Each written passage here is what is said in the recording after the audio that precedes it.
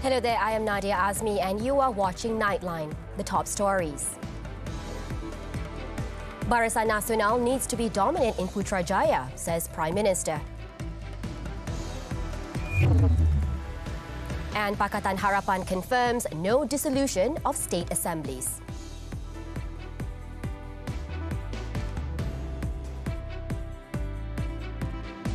To emerge as a dominant coalition to form the government, the Barisan Nasional (BN) must secure victory with a huge margin in the 15th general election GE15.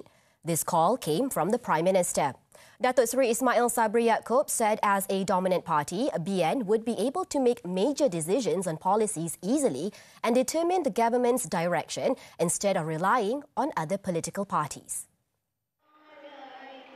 The Prime Minister said in his speech when opening the Bera AMNO Wanita Youth and Puteri Delegates meeting in Bera Pahang. He said although he served as the Prime Minister, the BN only had 42 seats in the government, while Perikatan Nasional (PN) had 49 seats.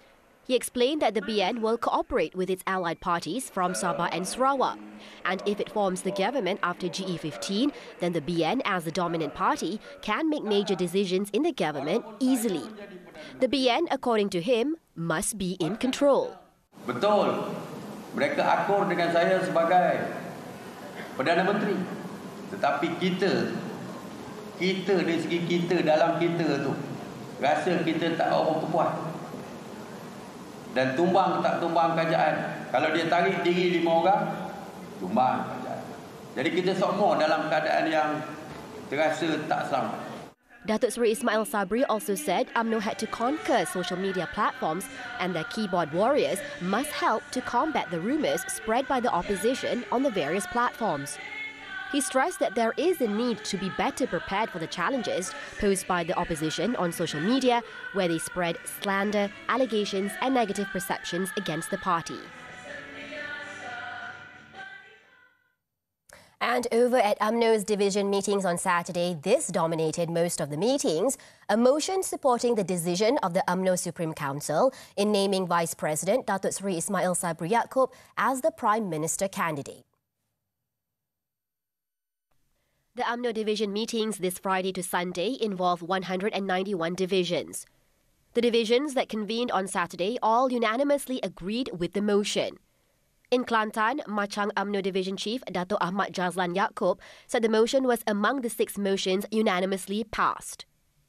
In Johor, the same decision was also taken by 4 UMNO divisions, namely in Tenggara, Pontian, Parit Sulong and Tebrau in their respective division meetings.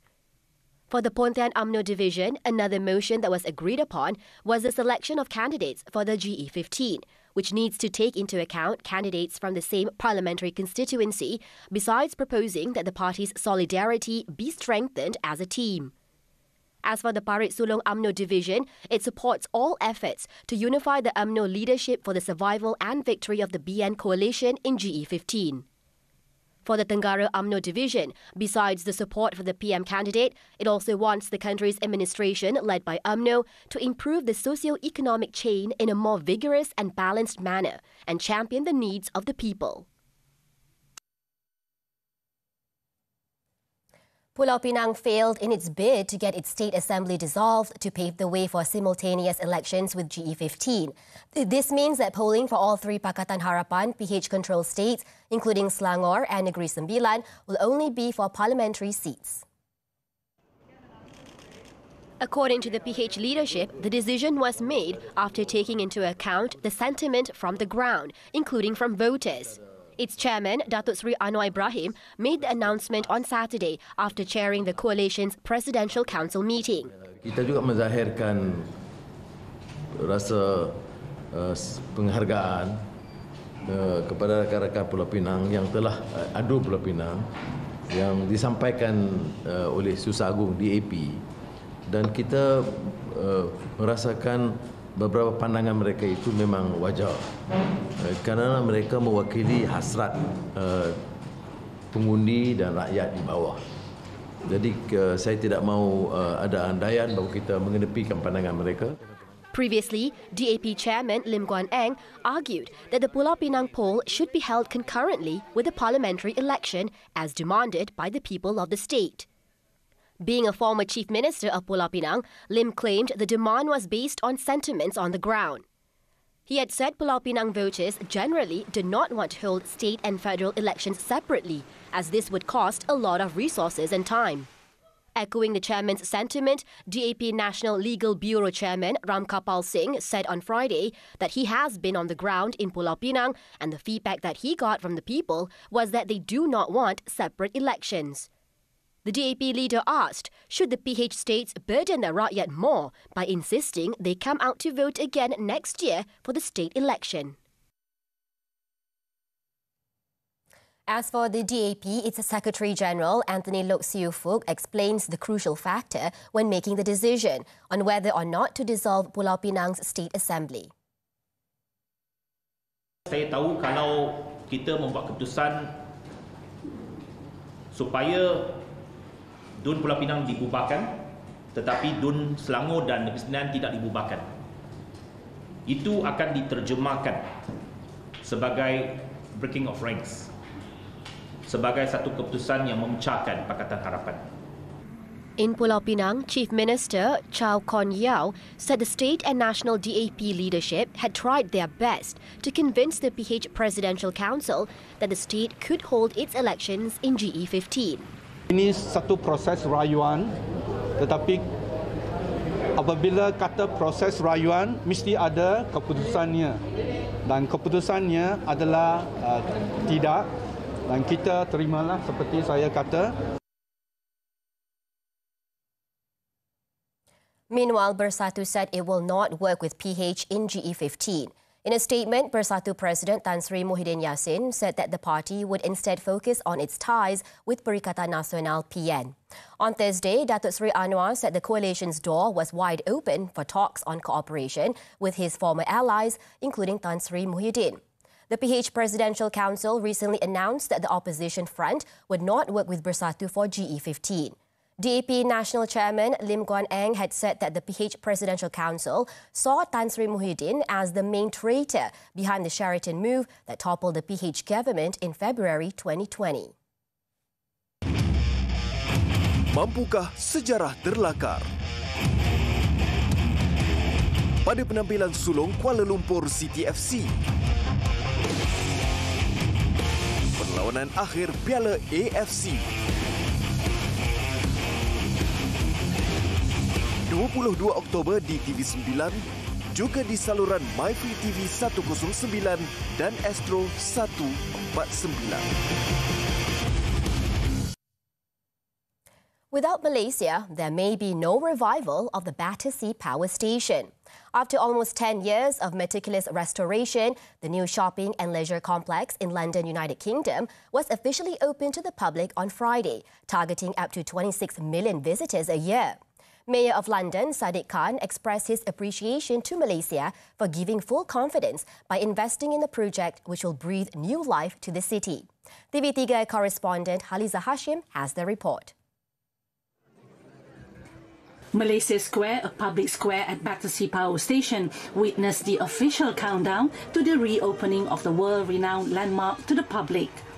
Visitors were also entertained by the Battersea Power Station Community Choir and Setia Harmony Drummers from Malaysia.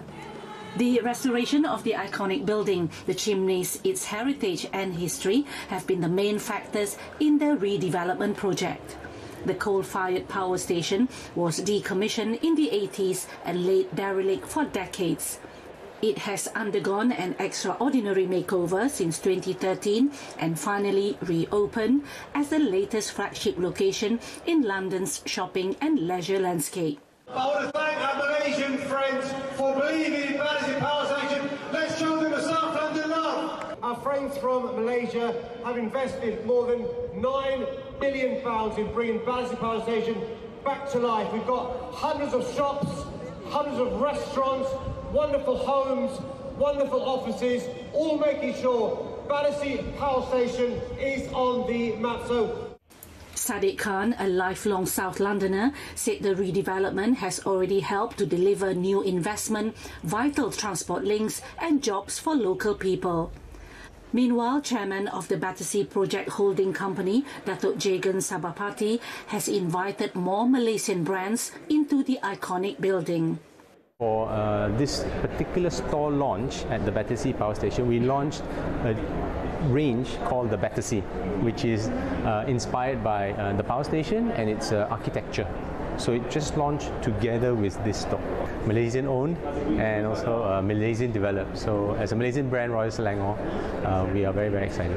Battersea, we are planning, we're in the final stage of negotiating with Battersea management about the lot. So what we're excited about this project, I want to introduce a new concept that is not just about Malaysia in general, that we have these three main ethnic, Malay, Chinese and Indian. So we're going to come up with something very interesting, a new concept that sort of Malaysian style flavor of tapas. The Battersea Power Station Development Project is owned by a Malaysian consortium comprising of Pemodalan Nasional Berhad (PNB), SP Setia, Sun Derby Property and Employees Provident Fund (EPF).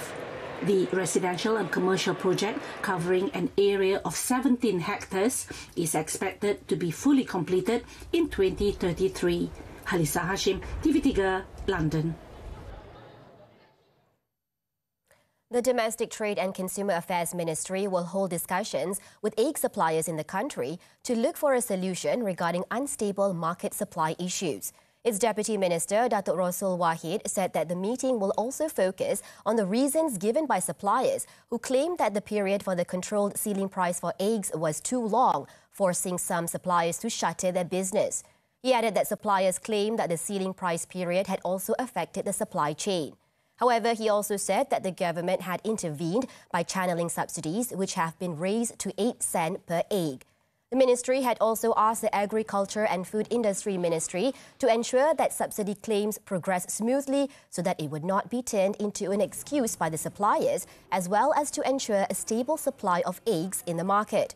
Datuk Rasul also admitted receiving complaints from the public about the egg shortage, especially for grades A, B and C in a majority of areas in the country, which have affected traders.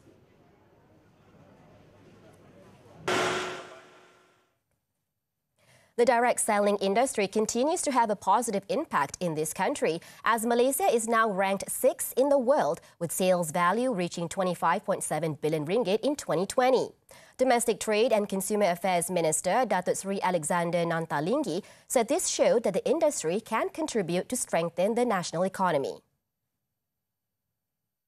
Kementerian sangat-sangat menggalakkan minat di kalangan rakyat yang bakal jadi tiaga menceburi bidang ini, sebab potensi dan nilai jualan ini menunjukkan ia sangat menguntungkan apabila dicuburi sebagai suatu kejayaan ataupun perniagaan yang boleh diharapkan.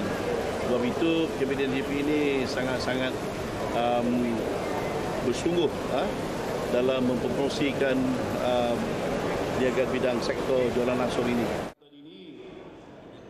Datuk Seri Nanta told this to reporters after officiating the Melaka 2022 Malaysian Direct Selling Industry Day program at Mahkota Parade in Bandar Hilir on Saturday. He added that the industry was capable of creating job opportunities, generating income and business opportunities among the community. He also said the industry's impact on the economy has also changed the perception that it promotes businesses based on pyramid schemes or get-rich-quick schemes. So far, a total of 398 direct selling licenses have been approved by the ministry, which will continue to regulate the industry in accordance with existing laws.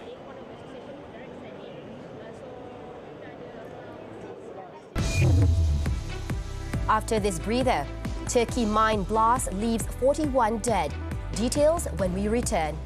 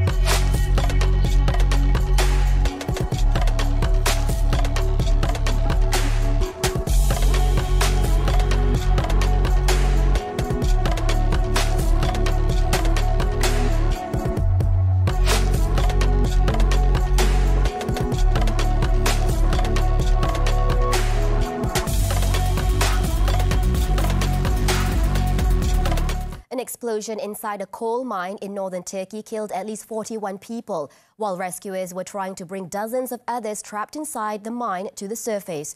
It was reported that the blast ripped through the mine near the small coal mining town of Amasra on Turkey's Black Sea coast shortly before sunset on Friday. Authorities on Saturday said rescuers were searching for the last miner missing, adding that 28 were injured and hospitalized, while 58 others managed to get out of the mine on their own or were rescued unharmed. It was understood that some 110 people had been underground at the time of the explosion. A preliminary assessment indicated the explosion was likely caused by fire damp, but officials said it was premature to draw definitive conclusions over the cause of the accident.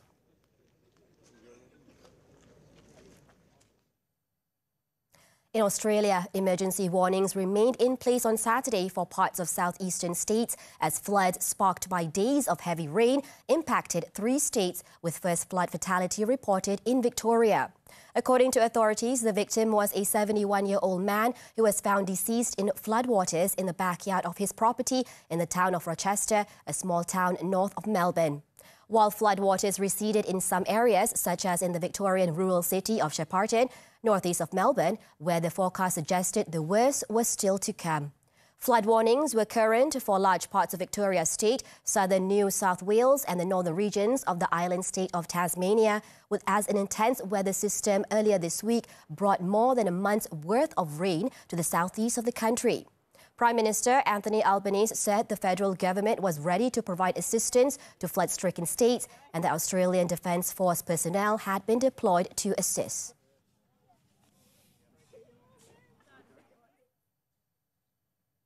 UK new Finance Minister Jeremy Hunt on Saturday warned of looming tax hikes in the country as he admitted to mistakes made in a disastrous budget that still threatens to bring down Prime Minister Liz Truss.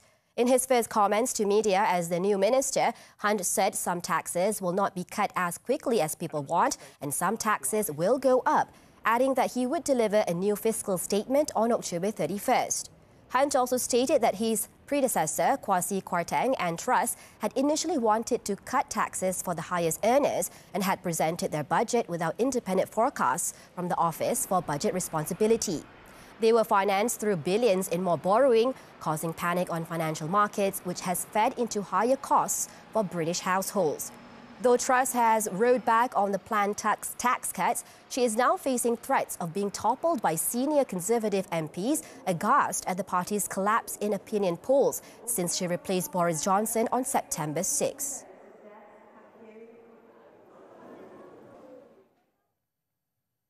Israeli forces have shot and killed 2 Palestinian men, including a physician, during a raid on the city of Jenin in the northern occupied West Bank on Friday.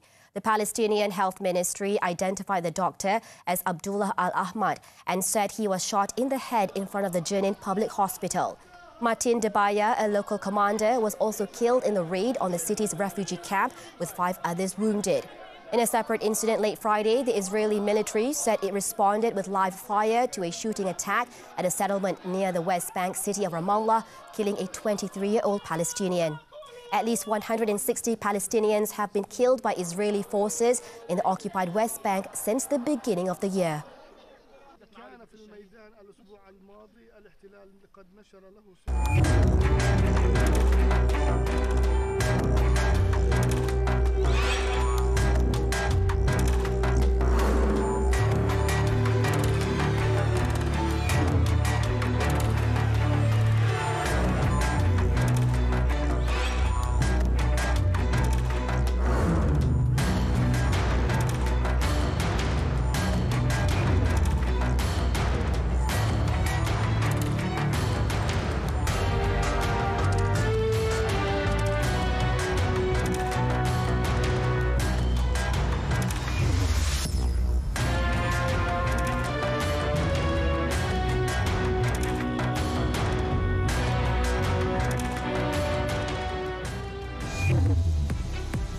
Terengganu qualify for 2023 AFC Cup after beating Kedah. Sports coming up next.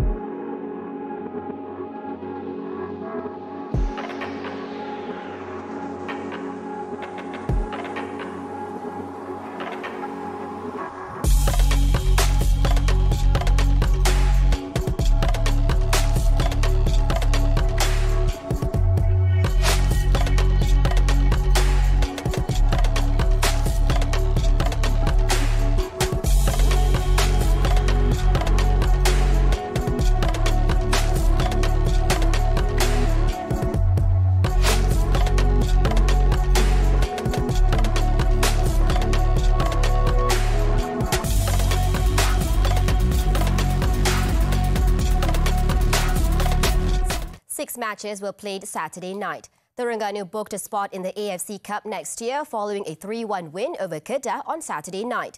Other results, PJ City beat Kuala Lumpur 1-0, Sarawak United also beat Melaka United 1-0.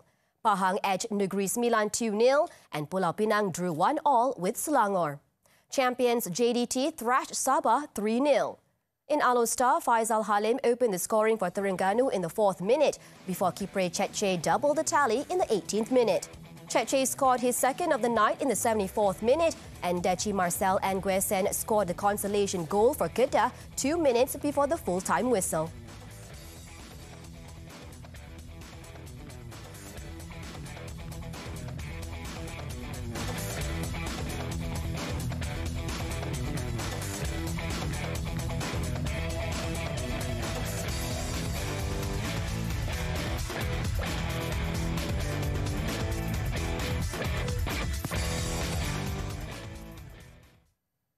On to cycling. Terengganu Polygon cycling team TSG emerged from a grueling 5th stage at Petronas Le Tour de Langkawi on Saturday, with their riders in charge of 2 out of the 4 jerseys on offer. Jambal Jabs Sembear, who lost the white jersey to Astana's Andre Zietz during the 3rd stage, is now back in the lead, albeit with a slim 1-second advantage over the latter.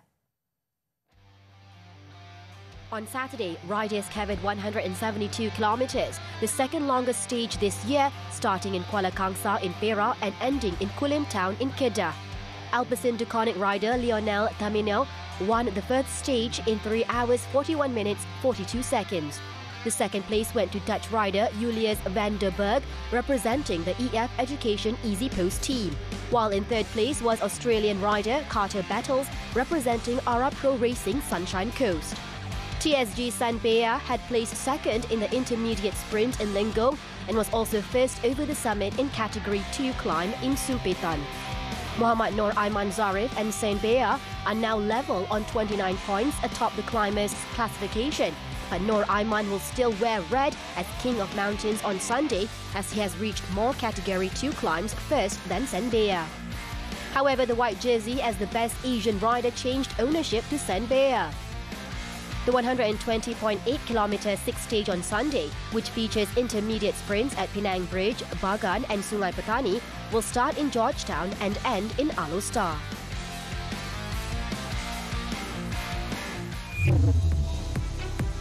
Drag racer dies after car slams into tree in Terengganu. When we come back.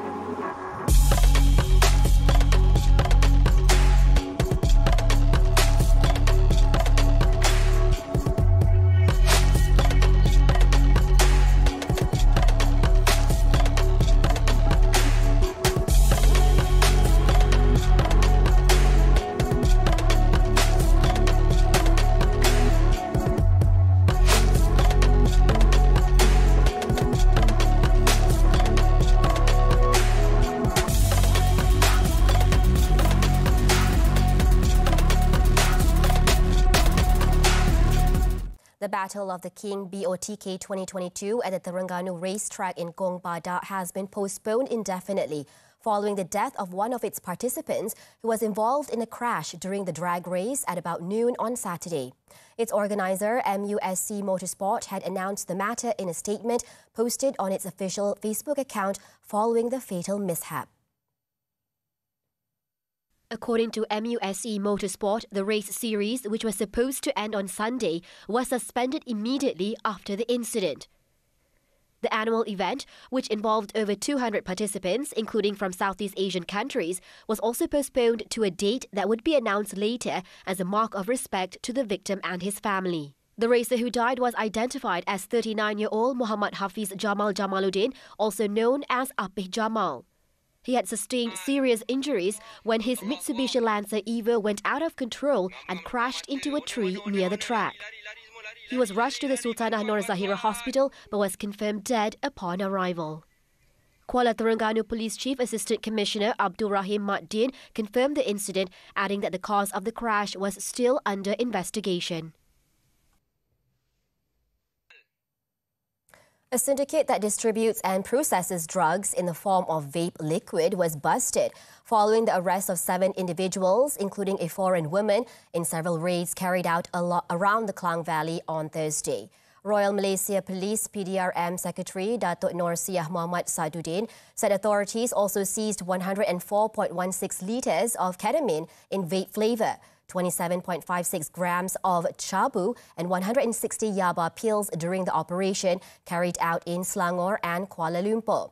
In a statement on Saturday, she also said that the drugs seized were worth 3.4 million ringgit and the supply was enough to cater for 10,416 addicts. She added that the syndicate was believed to have been active since the beginning of the year and its modus operandi involved mixing ketamine liquid into vape flavours and using courier services to distribute drugs for the local market. All the suspects aged 25 to 34 have been remanded for 5 to 7 days starting Friday to assist investigations under the Dangerous Drugs Act.